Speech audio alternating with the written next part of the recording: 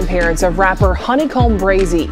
3 others already in custody and charged in those murders tonight. One of the men that's charged now with this murder is Darrin Southall, who was sentenced today to 35 years in prison. The saga of HoneyKomb Brazy and DeeDee Southall is a glimpse into various very serious street guys, one of whom, HoneyKomb Brazy, of course, was next up.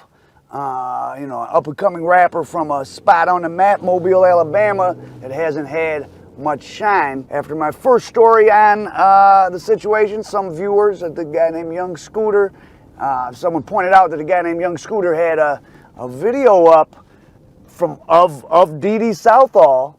Someone had captured him on Instagram and put it up a few years ago, and it's pretty wild. I ain't on the police shit no more. I ain't got nobody to roll on. I got to sit in a chokehold. Man, we got shoes on, man. That don't walking like I'm talking. You feel me? You feel me? That's don't walking like you talking. You feel me? I ain't on the police shit no more. I ain't got nobody to roll on. I got to sit in a chokehold. Man, we got shoes.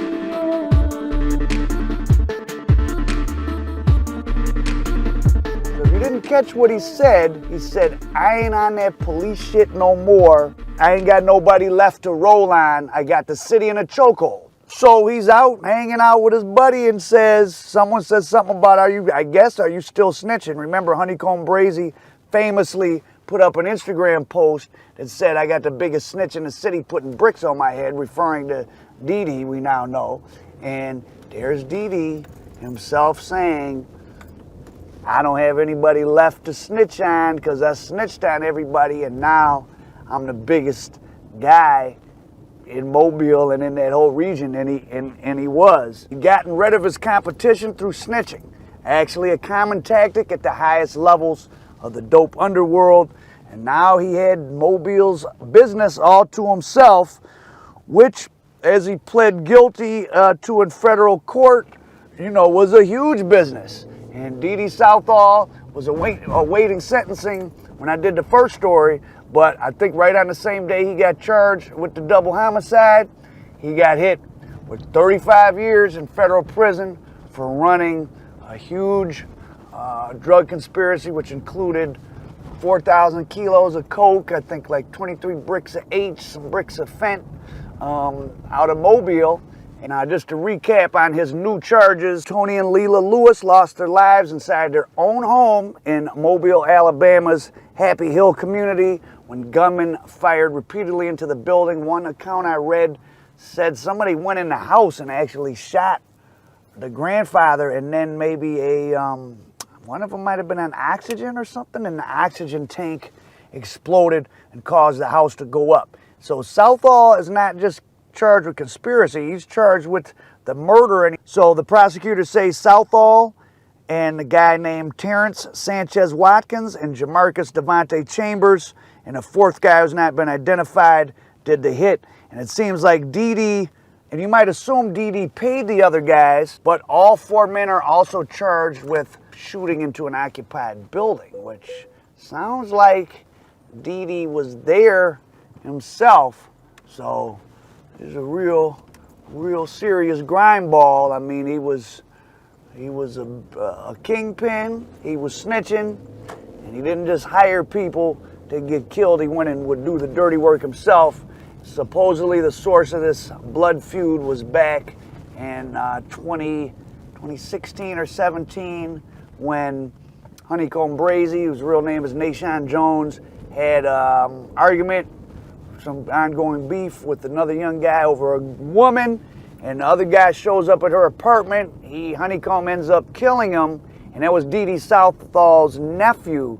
Now, while that sounds like a crime, the grand jury declined to indict HoneyKomb Brazy. I guess things the gun laws truly are loose down there in the South. The way that thing's written up, it's surprising that he didn't get charged with anything but a gun possession. And he was put on like a probation with a short prison term with a 15-year tail. And of course, HoneyKomb Brazy has been back in jail for a while. I read some things he said about his conditions at Limestone Prison there in Alabama where he's at. And he's finishing up his 15-year sentence. He violated his probation in a variety of ways from that case, and now his arch rival DeeDee Southall has been charged with killing his grandparents. Now the chief of police of Mobile, Alabama is obviously happy to be rid of his own personal Al Capone in the form of Darrin Southall. He had this to say: "We're grateful for the district attorney's office to be able to, at this point, make and approve charges in light of the Mobile Police Department's hard work and investigation to hold those responsible for this double murder under the law." Like I said, I just posted part 1 last week, and DeeDee was awaiting sentencing at that point. And, you know, as always, I put out the idea that who knows, maybe they're trying to work pleas so he could tell on people and get less time or something, but he got the full boat. He got 35 years and he got new charges. But what about this snitching that DeeDee himself implies he was doing? So he went to prison back in the early 2000s on a drug case, and obviously that would have been the time when he did some telling of his own. And let's go back to DeeDee in his own words. I ain't on the police shit no more. I ain't got nobody to roll on. I got to sit in a chokehold. You can sue the Man, that don't walk it like I'm talking. You feel me? You feel me? That don't walk it like you talking. You feel me? I ain't on the police shit no more. I ain't got nobody to roll on. I got to sit in a chokehold. You can sue. So right there, DeeDee Southall sounds like a man with a plan that worked. And to quote the federal prosecutor, a guy named Sean Costello, who I'll talk about more in a second, he had the biggest operation, the largest amount of drugs, tremendous amounts of cash. He had a sophisticated operation. He was the largest scale drug dealer we've had operate in this area in quite some time. Oh, I forgot, one more charge DeeDee had to plead guilty to, or he got sentenced for, I'm sorry, on Friday, was the escape charge he caught when he walked away from the county jail when he first got indicted and taken into custody. And DeeDee claims he had inside help, which it sounds like he did, but I don't know what became of that part of it. That would be pretty embarrassing for the sheriff's office. DeeDee had served time back in 2003 after pleading guilty in a drug conspiracy charge. Maybe that's when he started telling. He was involved in 2015 in the shooting, something that's eerily reminiscent to the one HoneyKomb Brazy did when he killed his nephew. He was in a restaurant with a woman and a guy came in and started assaulting him, and he chased the guy outside and shot him. He didn't kill him, and the grand jury declined to indict in that case. So whatever county those guys are in down in Alabama, I mean, they're letting people do some serious gunplay. I mean, they didn't charge him with anything for that. Now listen to this statement from U.S. Attorney Sean Costello. "We had to use techniques that we don't use very often in order to investigate and hold him accountable because of how sophisticated and how complete his drug operation was. His financing operation, the way he moved the money, the laundering operation, all of it.